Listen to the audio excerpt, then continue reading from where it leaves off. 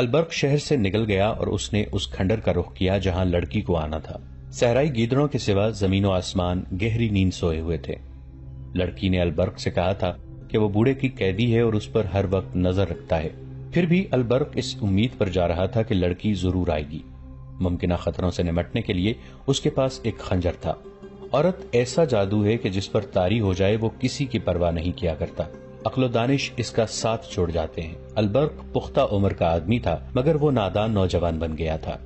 اسے اندھیرے میں کھنڈر کے قریب ایک تاریک سایہ سر سے پاؤں تک لبادے میں لپٹا ہوا نظر آیا اور کھنڈر کے کھڑے سیاہ بوت میں جذب ہو گیا۔ وہ تیز تیز چلتا کھنڈر میں پہنچا۔ گری ہوئی دیوار کے شگاف سے وہ اندر آ گیا۔ آگے اندھیرا کمرہ تھا۔ چھت میں بڑی زور سے کوئی بہت بڑا پرندہ پھڑپڑایا۔ البرق نے ہوا کے تیز جھونکے محسوس کیے اور اچانک اس کے منہ پر تھپڑ پڑا۔ اس کے ساتھ ہی اسے چی چی کی آوازیں سنائی دیں۔ وہ جان گیا کہ یہ بڑے چمگادڑ ہیں جن کے پنجے اس کا منہ نوچ ڈالیں گے۔ وہ بیٹھ گیا اور پاؤں پر سرکتا کمرے سے نکل گیا۔ کمرہ اڑتے چمگادڑوں سے بھر گیا تھا۔ آگے صحن تھا جس کے ارد گرد گول برآمدہ تھا۔ البرق نے یہ بھی نہ سوچا کہ ایک خریدی ہوئی قیدی لڑکی جس پر ہر وقت نظر رکھی جاتی ہے اس ہیبت ناک کھنڈر میں کیسے آئے گی، مگر برآمدے میں کسی کے قدموں کی دبی دبی آہٹ نے اسے بتایا کہ یہاں کوئی موجود ہے۔ اس نے کمر سے خنجر نکال کر ہاتھ میں لے لیا۔ اس کے سر پر چمگادڑ اڑ رہے تھے۔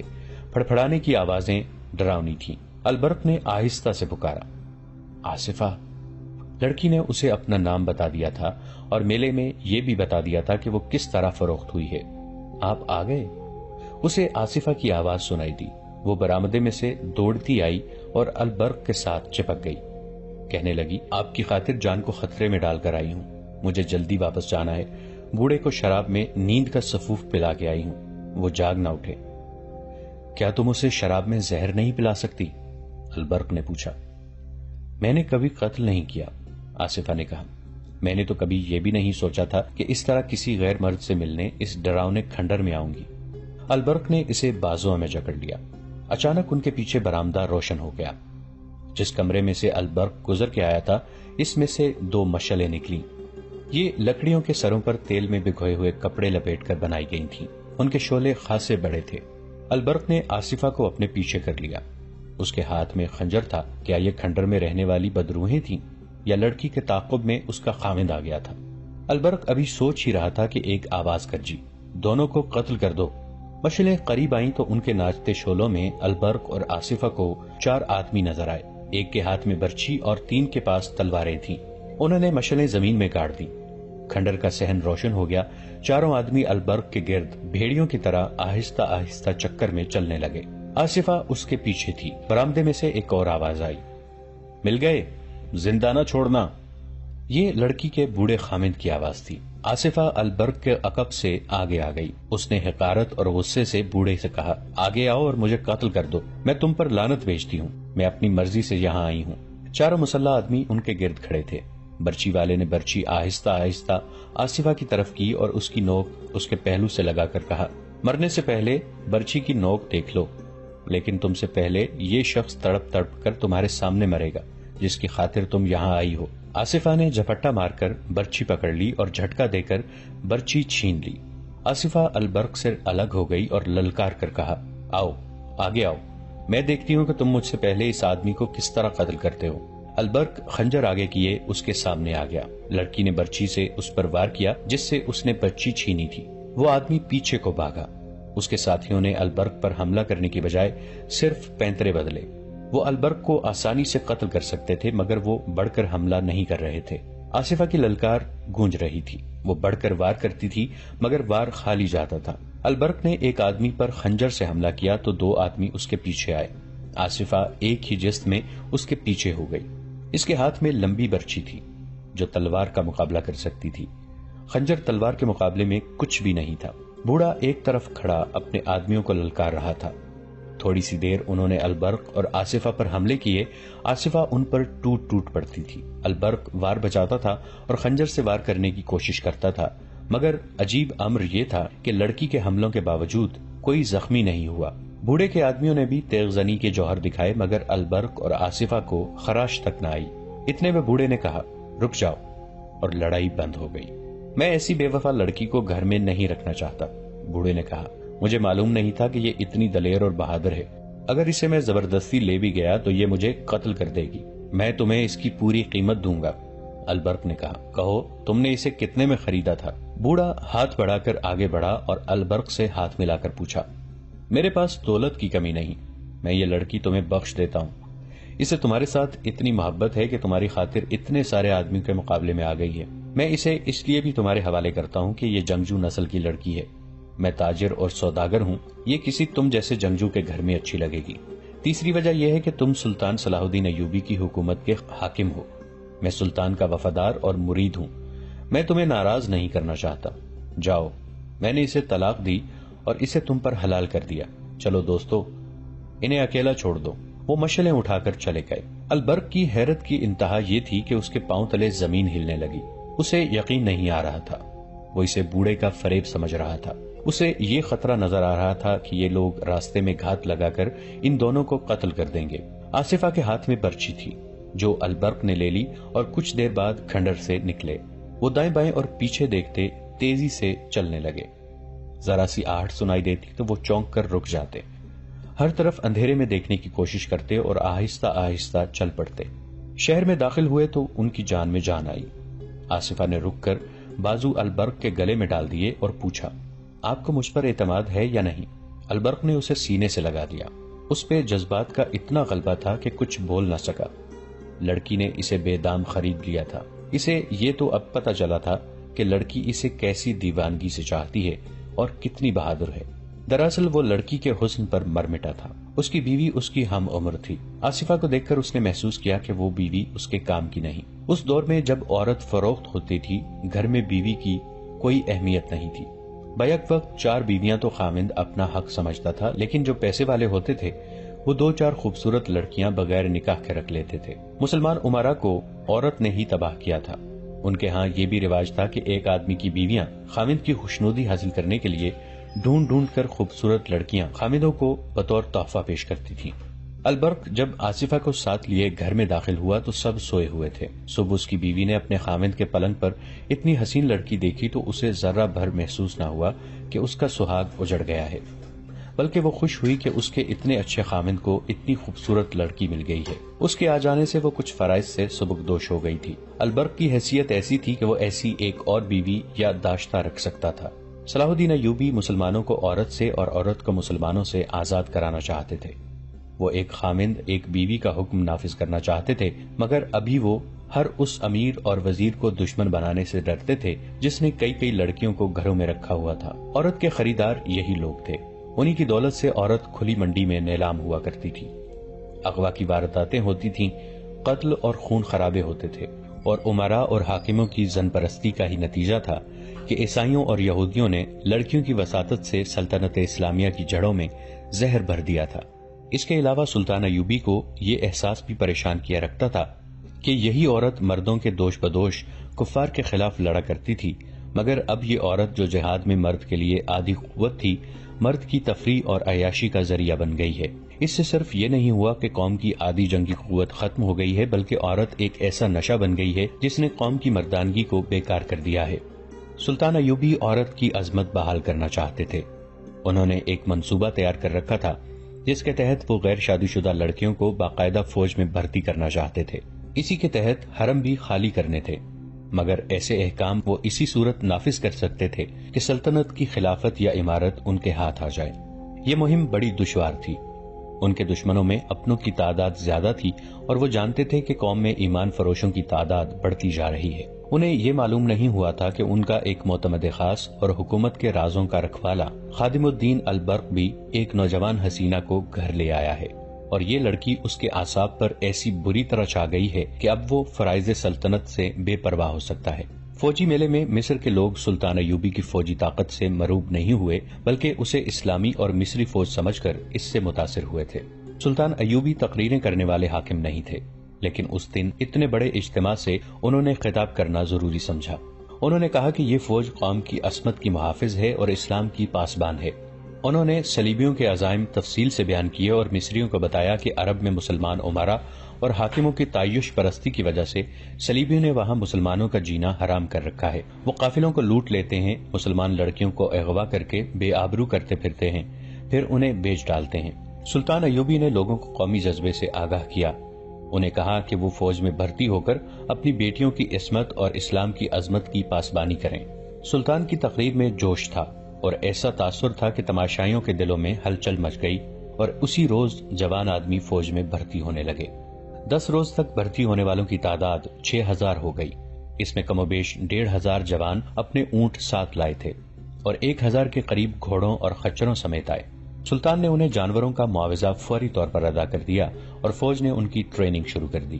میلے کے 3 ماہ بعد سلطان کی فوج میں 3 جرائم کی رفتار بڑھنے لگی: چوری، جوا بازی اور رات کی غیر حاضری۔ یہ جرائم اس سے پہلے بھی ہوتے تھے لیکن نہ ہونے کے برابر تھے۔ فوجی میلے کے بعد یہ وبا کی صورت اختیار کرنے لگے۔ ان تینوں کی بنیاد جوا بازی تھی۔ چوری کی وارداتیں اسی تک محدود تھیں کہ سپاہی کی کوئی ذاتی چیز چرا کر بازار میں بیچ ڈالتا تھا، مگر ایک رات فوج کے 3 گھوڑے غائب ہو گئے۔ سواروں اور سپاہیوں کی تعداد پوری تھی، کوئی بھی غیر حاضر نہیں تھا۔ اگر اس نقصان کو نظر انداز کر دیا جاتا تو اگلی بار 10 گھوڑے چوری ہو جاتے۔ اعلی حکام تک رپورٹ پہنچی، انہوں نے فوجوں کو تنبیہ کی، سزا سے ڈرایا، خدا سے ڈرایا، مگر یہ تینوں جرائم بڑھتے گئے۔ ایک رات ایک سپاہی پکڑا گیا، وہ کہیں سے کیمپ میں آ رہا تھا۔ اس سے پہلے رات کو غیر حاضر ہونے والے سپاہی چوری چھپے سنتریوں سے بچ کر نکل جاتے اور بچتے بچاتے آ جاتے تھے، لیکن یہ سپاہی لڑکھڑاتا آ رہا تھا۔ سنتری نے اسے دیکھ لیا اور اسے پکارا۔ سپاہی رک گیا اور گر پڑا۔ سنتری نے دیکھا کہ یہ خون میں نہایا ہوا تھا، اسے اٹھا کر اپنے عہدیدار کے پاس لے گیا۔ اس کی مرہم پٹی کی گئی مگر وہ زندہ نہ رہ سکا۔ مرنے سے پہلے اس نے بتایا کہ وہ اپنے ایک ساتھی سپاہی کو قتل کر کے آیا ہے اور اس کی لاش کیمپ سے نصف کوس دور ایک خیمے میں پڑی ہے۔ اس کے بیان کے مطابق وہاں 3 خیمے تھے۔ وہ لوگ خانہ بدوش تھے، ان کے پاس خوبصورت عورتیں تھیں، وہ ان عورتوں کی نمائش فوجیوں میں کرتے تھے۔ رات کو سپاہی وہاں تک پہنچ جاتے تھے اور وہ دوسروں کو بتاتے تو وہ بھی چلے جاتے تھے۔ وہ خانہ بدوش صرف عصمت فروش نہیں تھے، ان کی ہر عورت اپنے فوجی گاہک کو یہ تاثر دیتی تھی کہ وہ اس پر فدا ہے اور اس کے ساتھ شادی کر لے گی۔ بعد کی تحقیقات سے پتہ چلا کہ انہوں نے سپاہیوں میں رقابت پیدا کر دی تھی۔ اسی کا نتیجہ تھا کہ یہ 2 سپاہی خانہ بدوشوں کے خیمے میں لڑ پڑے، ایک مارا گیا اور دوسرا زخمی ہو کر آیا اور بیان دے کر مر گیا۔ دوسرے سپاہی کی لاش لانے کے لیے آدمی روانہ کر دیے گئے، ان کے ساتھ ایک کماندار بھی تھا۔ مرنے والے سپاہی نے راستہ اور جگہ بتا دی تھی۔ وہاں گئے تو دیکھا کہ سپاہی کی لاش پڑی ہے، خیمے نہیں ہیں۔ وہاں کے نشان بتا رہے تھے کہ یہاں سے خیمے اکھاڑے گئے ہیں۔ رات کے وقت ان کی تلاش ممکن نہیں تھی، سپاہی کی لاش اٹھا لائے۔ اس حادثے کی رپورٹ سلطان ایوبی رحمۃ اللہ علیہ کو دی گئی اور یہ بھی بتایا گیا کہ فوج میں جرائم بڑھ گئے ہیں اور 3 گھوڑے بھی چوری ہو چکے ہیں۔ سلطان نے علی بن سفیان کو بلا کر کہا کہ وہ سپاہیوں کے بھیس میں اپنے سراغ رساں فوج میں شامل کر کے معلوم کریں کہ یہ جرائم کیوں بڑھ رہے ہیں۔ سلطان نے اس سلسلے میں البرق کو بھی حکم دیا۔ اس کیوں کا جواب شہر کے اندر موجود تھا، جہاں تک علی بن سفیان کے سراغ رسانوں کی رسائی محال تھی۔ یہ ایک بہت بڑا قلعہ نما مکان تھا، مصریوں کا ایک کنبہ نہیں بلکہ پورا خاندان اس میں رہتا تھا۔ اس مکان اور مکینوں کو شہر میں عزت حاصل تھی کیونکہ یہاں خیرات بہت تقسیم ہوتی تھی، ناداروں کو یہاں سے مالی مدد ملتی تھی۔ فوجی میلے میں اس خاندان نے سلطان ایوبی کو اشرفیوں کی 2 تھیلیاں فوج کے لیے پیش کی تھیں۔ یہ سوداگر خاندان تھا۔ مصر میں سلطان ایوبی کے آنے سے پہلے یہ مکان سوڈانی فوج کے بڑے رتبے والوں اور انتظامیہ کے حاکموں کی مہمان گاہ بنا رہا تھا۔ سوڈانیوں کو سلطان ایوبی نے آ کر ختم کیا تو اس خاندان کی وفاداریاں حکومت کے ساتھ رہیں اور یہ سلطان ایوبی کا وفادار ہو گیا۔ جس روز سلطان ایوبی نے البرق اور علی بن سفیان کو حکم دیا کہ فوج میں جرائم کی وبا کی وجوہات معلوم کریں، اس سے اگلی رات اس مکان کے ایک کمرے میں 10-12 آدمی بیٹھے تھے۔ شراب کا دور چل رہا تھا۔ کمرے میں ایک بوڑھا آدمی داخل ہوا، اسے دیکھ کر سب اٹھ کھڑے ہوئے۔ اس کے ساتھ ایک بڑی خوبصورت لڑکی تھی جس کا آدھا چہرہ نقاب میں تھا۔ کمرے میں داخل ہوتے ہی دروازہ بند کر دیا گیا اور لڑکی نے نقاب اٹھا دیا۔ وہ بوڑھے کے ساتھ بیٹھ گئی۔ کل امیر مصر تک اطلاع پہنچ گئی ہے کہ فوج میں جوئے بازی اور بدکاری بڑھ گئی ہے۔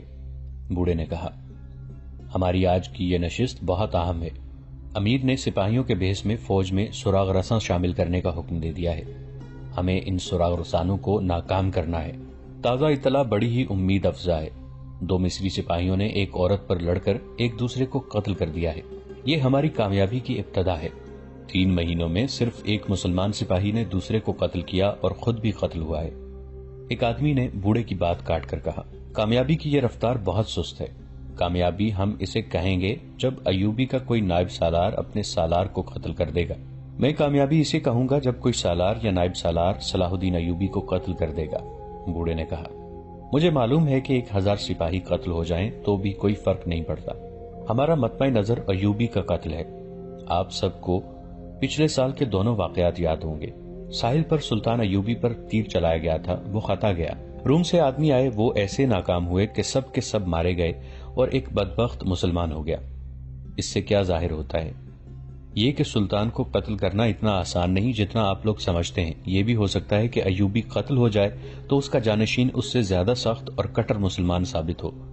इसलिए ये तरीका ज्यादा बेहतर है कि इसकी फौजों और इस खूबसूरत तबाही के रास्ते पर डाल दो जिस पर सलीब के परस्तारों ने बगदाद और दमिश्क के मुसलमान उमरा और हाकिमों को डाल दिया है। सलीब के परस्तारों और सूडानियों को शिकस्त खाए 1 साल गुजर गया है। एक ने कहा, इस 1 साल में आपने क्या किया है? मोहतरम, आप बड़ा लंबा रास्ता इख्तियार कर रहे हैं। 2 आदमियों का कत्ल बेहद लाजमी है, एक सलाहुद्दीन अयूबी और दूसरा अली बिन सुफियान। अगर अली बिन सुफियान को खत्म कर दिया जाए तो अयूबी अंधा और बहरा हो जाएगा।